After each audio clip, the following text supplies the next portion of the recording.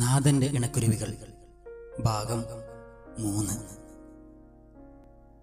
അങ്ങനെ 5 അംഗമടങ്ങുന്ന ആ കാറ് കുതിച്ചു പാഞ്ഞു. പുതിയ അതിഥിയെ വീട്ടിലെത്തിക്കാൻ കാറിന് പോലും തിടുക്കമായിരുന്നു. അല്ല സുമി, നമുക്ക് ഹനുമോൾക്ക് സാധനങ്ങളെല്ലാം വാങ്ങിക്കണ്ടേ?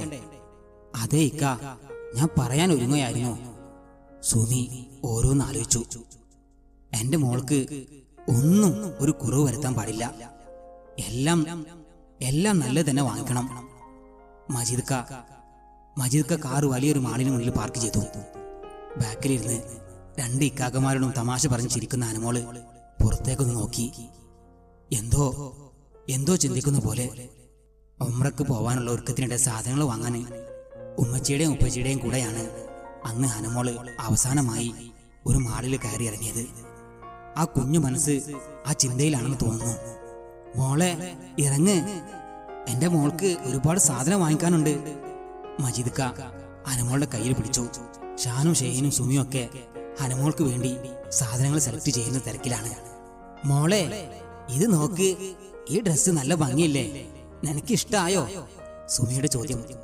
ഹനുമോള് അതൊന്ന് നോക്കി. പ്രായം 7 തികയുന്നുവെങ്കിലും എല്ലാ കാര്യത്തിലും പരിധിയിൽ കൂടുതൽ പക്വതയാണ് അവൾക്ക്. നേരത്തെ ഒരു വള്ളിക്കൈയും വെച്ച് നോക്കിയാൽ മുട്ടിന് മേലെ ഇറക്കമുള്ളൊരു കുഞ്ഞുടുപ്പ്. ഹന അത് പുച്ഛത്തോടെ ഒന്ന് നോക്കി. ഇതെനിക്ക് വേണ്ട. ഹന കൈകൊണ്ട് ആ ഡ്രസ്സ് ഒന്ന് തട്ടി. സുമിക്ക് അപ്പോഴാണ് ഓർമ്മ വന്നത് ഹനയെ ചെറുപ്പം മുതലേ വളർത്തിയ രീതി. അല്ലാ, അതുപോലെ തന്നെ അവള് വളർത്താം എന്ന് വാക്ക് കൊടുത്തിട്ടാ ഷാഹിറുടെ കയ്യിൽ നിന്നും അവൾ ഏറ്റുവാങ്ങിയത്. ആ വാക്ക് ഒരിക്കലും ലംഘിക്കാൻ പാടില്ല. സുമി ഹനമോളെ ചേർത്തി പിടിച്ചു. മോളെ നീ തന്നെ സെലക്ട് ചെയ്തട്ടോ, ഏത് ഡ്രസ്സാ നിനക്ക് ഇഷ്ടമുള്ള? ഹന പതിയെ കൂട്ടിയിരുന്ന ഡ്രസ്സുകളുടെ താഴെ നിന്ന് ഒന്ന് വലിച്ചെടുത്തു. ഒരു ഉടുപ്പാണെന്ന് തോന്നുന്നു. സുമി അത് വാങ്ങി ഹനമോളുടെ മേലെ വെച്ച് നോക്കി. നെരിയാണി വരെ ഇറങ്ങി നിൽക്കുന്നു. കൈയാണെങ്കിൽ മുഴുവനുണ്ട്. എന്റെ മോൾക്ക് ഇപ്പൊ തന്നെ ഇങ്ങനെ ഉള്ളത് വേണോ? സുമി മനസ്സിലോർത്തു. അവൾ എടുക്കട്ടെ, അവളുടെ ഇഷ്ടങ്ങൾക്ക് ഒരു കുറവും വരുത്തരുത്. അവൾക്ക് ഇഷ്ടമുള്ളതുപോലെ അവൾ വളർത്തണം. എന്തായാലും അവളുടെ ഇഷ്ടങ്ങൾ കുറെയൊക്കെ സുമിക്കും മജീദ്ക്കും മക്കൾക്കൊക്കെ മനസ്സിലായി. അതിനനുസരിച്ചുള്ള സാധനങ്ങളെല്ലാം പാക്ക് ചെയ്തു. അവര് ഒരുപാട് സാധനങ്ങൾ വാങ്ങിച്ചിട്ടുണ്ട്. ഒന്നിനും ഒരു കുറവ് വരുത്തില്ല. എല്ലാം ഒന്നിനൊന്ന് മെച്ചം. ഹനുമോള് എന്തോ ആലോചിച്ച് നിൽക്കുന്നു. മോളെ എന്താ നീ ചിന്തിക്കുന്നേ? അതെ, എന്റെ ഉപ്പച്ചിയും ഉമ്മച്ചിയും എപ്പോഴും പറയുമായിരുന്നു 7 വയസ്സായാല് പിന്നെ ഹനുമോള് തലയിൽ തട്ടമിട്ട് നടക്കണമെന്ന്. 2 മാസം കഴിഞ്ഞാല് എന്റെ ബർത്ത്ഡേ ആണല്ലോ. ഹനുമോള് അറിയാതെ കരഞ്ഞുപോയി. സുമിയുടെ കണ്ണു നിറഞ്ഞു. സാരല്ല മോളെ, കരയണ്ട, തട്ടം വാങ്ങിച്ചിട്ടുണ്ട് കേട്ടോ എന്ന് പറഞ്ഞ് സുമി കുറച്ച് കുഞ്ഞു തട്ടം കൂടി കവറിലിട്ടു. ആർഭാടത്തിൽ മുങ്ങിയിരുന്ന ആ കുടുംബത്തിന്റെ മനസ്സിൽ എവിടേക്കോ അപ്പോഴേക്കും ഒരു ചാഞ്ചാട്ടം വന്നിരുന്നു. അങ്ങനെ കാറ് നഗരവീതിയിലൂടെ മണിമാളിക ലക്ഷ്യമാക്കി പാഞ്ഞു. ബാക്കിലെ സീറ്റില് കളിയും ചിരിയും. മുന്നിൽ നിന്ന് മജീദ്ക്കയും സുമിയും സന്തോഷത്തിന് കണ്ണീർ തുടച്ചു. തൂങ്ങി നിൽക്കുന്ന ഷഹീന്റെ മുടിയിൽ പിടിച്ചു വലിച്ച് ഹനയുടെ ഒരു കമന്റ്. ഇക്കാക്കാക്ക് ഈ മോഡല് തീരെ രസമില്ല. ഇങ്ങനെ മുടി കട്ട് ചെയ്യുന്നവര് ജൂതന്മാരാണ്. മുസ്ലിങ്ങള് ഇങ്ങനൊന്നും ചെയ്യാൻ പാടില്ലക്ക. ഇനി ഇങ്ങനെ ചെയ്യില്ലെന്ന് പറ. ഹന വാശി പിടിച്ചു. എല്ലാവരും ഒന്ന് നെട്ടി. ഷഹീന്റെ കണ്ണ് നിറഞ്ഞു. എന്റെ വീട്ടിൽ ജനിച്ചു വളർന്ന കുഞ്ഞനിയത്തി എങ്ങനെയാണോ അതേ സ്വരത്തില് ഈ നിമിഷ നേരത്തെ പരിചയം കൊണ്ട് ഹനമോള് സംസാരിക്കുന്നു. ഹനയുടെ വാശിക്ക് മുന്നില് ഷഹീന് തോറ്റുപോയി. ഇല്ല ഹനു, ഇക്കയിന് മുടി ഇങ്ങനെ വെട്ടൂലട്ടോ. ഹന മുടിയിൽ നിന്നും പിടിവിട്ടു. ആള് ഭയങ്കര കുസൃതിക്കാരിയാണ്. തരക്കേടില്ലാത്ത കുശുമ്പുണ്ട്. മനസ്സിലോർത്ത് സുമി മെല്ലെ ഒന്ന് ചിരിച്ചു. കാറിന്റെ സ്പീഡ് കുറഞ്ഞു വന്നു. മെല്ലെ ഒരു അമ്പൻ ഗേറ്റിനകത്തൂടെ കാറ് ഒരു മണിമാളികയുടെ മുന്നിൽ ചെന്ന് നിന്നു. ഹന അതിശയത്തോടെ നോക്കി. അവളെ വീടും തരക്കേടില്ലാത്ത വലിപ്പമുള്ളത് തന്നെ. എന്നാല് ഈ വീട് എത്രയോ വലുത്. എല്ലാവരും സാധനങ്ങളും കവറുകളൊക്കെ ആയി കാറിൽ നിന്നിറങ്ങി. ഹനു, ഇതാണ് ഇനി നമ്മുടെ വീട്, ഇറങ്ങി വാ. അന്താളിച്ച് നിൽക്കുന്ന ഹനയുടെ കൈ പിടിച്ച് ഷാനു വലിച്ചു. സുമിയും മജീദ്ക്കയും ഹനുമോളുടെ കൈയും പിടിച്ച് അകത്തേക്ക് നടന്നു. ഹന എന്ന 7 വയസ്സുകാരി ഇനി മുതൽ ഈ മണിമാളികയിലെ പൂമ്പാറ്റിയാണ്. സ്നേഹത്തിന് അതിരില്ലാത്ത സുമിയുടെയും മജീദ്ക്കയുടെയും രാജകുമാരിയാണ്. ഷഹീന്റെയും ഷാഹിന്റെയും കുഞ്ഞു പെങ്ങളാണ്. ഈ വീട് ഇനി അവളുടേത് കൂടിയാണ്. ഹനുമോളുടെ പൊതുജീവിതത്തിലെ ആദ്യ ദിവസം. വീട്ടിലെത്തിയപ്പോൾ തന്നെ രാത്രിയായിരുന്നു. സുമി ഭക്ഷണം റെഡിയാക്കുന്ന തിരക്കാണ്.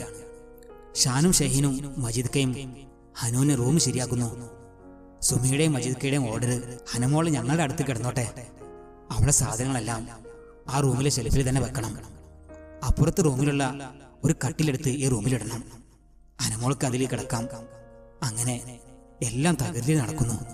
ഹനുമോൾ മുകളിലെ ബാൽക്കണിയിൽ ചെന്ന് റോഡിലൂടെ ചീറിപ്പായുന്ന വാഹനങ്ങളെ നോക്കി എന്തോ ആലോചിച്ച് നിൽക്കുന്ന പോലെ. ഇശ ബാങ്ക് കൊടുത്തിട്ട് ഒരുപാട് സമയമായല്ലോ, ആരും നിസ്കരിക്കുന്ന കാണുന്നില്ല. ആ കുഞ്ഞു മനസ്സ് വല്ലാതെ നൊമ്പരത്തിലായി. ഇക്കാക്ക, നിങ്ങൾ എപ്പോഴാ നിസ്കരിക്കാറ്? ചോദ്യം കേട്ടതും അവരൊക്കെയും ഒന്ന് പരസ്പരം നോക്കി. ജുമാക്ക് മാത്രം പള്ളിയിൽ പോകുന്ന മജീദ്ക്ക, സുബൈക്ക് എണീക്കാൻ മടിയുള്ള സുമി, ഇതുവരെ ഒരു ദിവസമെങ്കിലും 5 വക്ത് നിസ്കരിക്കാത്ത ഷാനും ഷഹീനും. ഹനയുടെ ആ ചോദ്യം അവർ വല്ലാതെ തളർത്തി. ഹനമോൾ തുടർന്നു, വീട്ടിലായിരുന്ന സമയത്ത് ഉമ്മച്ചിയും ഉപ്പച്ചിയും ബാങ്ക് കൊടുത്ത ഉടനെ ജമാഅത്തായി നിസ്കരിക്കും. ഞാനും അവരുടെ കൂടെ ബാക്കിൽ നിൽക്കും. എനിക്കുണ്ടായിരുന്നു ഒരു കുഞ്ഞു നിസ്കാരക്കുപ്പായും മുസല്ലയും. ഹനമോൾ വിതുമ്പി. ആ വാക്കുകള് ആ ഹൃദയങ്ങളെ വല്ലാതെ നൊമ്പരപ്പെടുത്തി. ഹനു മോളെ, നമുക്ക് ഭക്ഷണം കഴിച്ചിട്ട് ഒരുമിച്ച് നിസ്കരിക്കാം. എല്ലാം പൂർത്തിയാക്കി കിടപ്പ് മുറിയിലേക്ക് നടന്നു. സുമി പൊന്നുമോളെ ആ കട്ടിൽ കിടത്തി കൂടെ കിടക്കുകയാണ്. ഹനുമോൾ മെല്ലെ വിളിച്ചു, ഉമ്മച്ചി. സ്നേഹം നിറഞ്ഞ ആ മാതൃഹൃദയം ഒന്ന് വിതുമ്പി. ആ പൊന്നുമോളെ നെഞ്ചോട് ചേർത്തു. അപ്പുറത്തെ കട്ടിൽ കിടക്കുന്ന മജീദ്ക്ക ഇത് കണ്ട് മെല്ലെ കണ്ണു തുടച്ചു. ഹനുമോൾ വാശി പിടിക്കുന്നു, ഉമ്മച്ചി, എനിക്ക് മുത്തുനബിയുടെ കഥ പറഞ്ഞു തരണം. സുമി ആകെ കുഴങ്ങി. ഹബീബ് സല്ലല്ലാഹു അലൈഹി വസല്ലം തങ്ങളെ കുറിച്ച് ഒരു കഥ പോലും എനിക്കറിയില്ല. എന്തു പറഞ്ഞു കൊടുക്കും? എന്തായാലും നാളെ പറഞ്ഞു തരാമെന്ന വാക്കും കൊടുത്ത് ഹനുമോളെ ഉറക്കത്തിലേക്ക് അയച്ചു.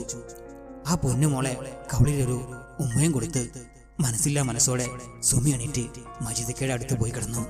മജീദ്ക്ക എന്തൊക്കെയോ ചിന്തിച്ചു കിടക്കുന്നു. എന്താ ഇക്ക നിങ്ങൾ ഇങ്ങനെ ആലോചിക്കുന്നേ? സുമി, ഈ മോള് നമുക്ക് കിട്ടിയത് വലിയൊരു ഭാഗ്യാണ്. എന്താ അറിയില്ല, മനസ്സിന് തന്നെ വല്ലാത്തൊരു സുഖമുണ്ട് സുമി. പാതിരാവിലെ ഇരുട്ട് മെല്ലെ മെല്ലെ ആ വീടിന് മേലെ പൊതിഞ്ഞു. ഹനമോള് വളരുകയാണ്. നഗരത്തിലെ പേര് കേട്ട ഇന്റർനാഷണൽ സ്കൂളിൽ തന്നെയാണ് അവളുടെ പഠനം. പഠിക്കാൻ വളരെ മിടുക്കി, നന്നായി പാട്ടുപാടും, ചിത്രം വരക്കും.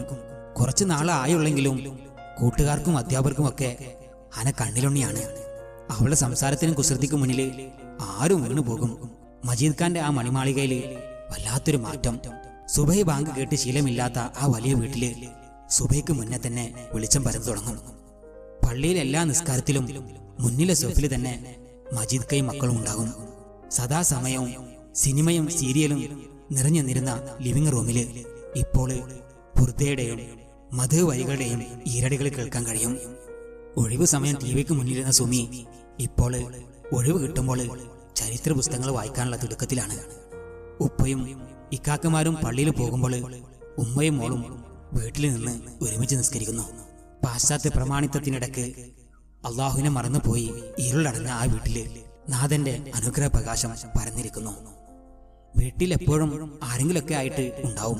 ഷാനിന്റെയും ഷഹീന്റെയും കൂട്ടുകാര് വീട്ടിൽ വരാത്ത ദിവസം വളരെ കുറവാണ്. മജീദ് ഖാന്റെ ബിസിനസ് സംബന്ധമായ ഓരോ ആവശ്യത്തിനും വീട്ടിലേക്ക് വന്നു പോകുന്നവർ കുറവല്ല. വരുന്നവരൊക്കെയും ഹനുമോളെ തിരക്കും. എല്ലാവർക്കും വളരെ പ്രിയപ്പെട്ടവള്. ആര് വന്നാലും വർത്താനത്തിലൂടെ അവരുടെയൊക്കെ ഹൃദയത്തിൽ അവള് കയറി പറ്റും.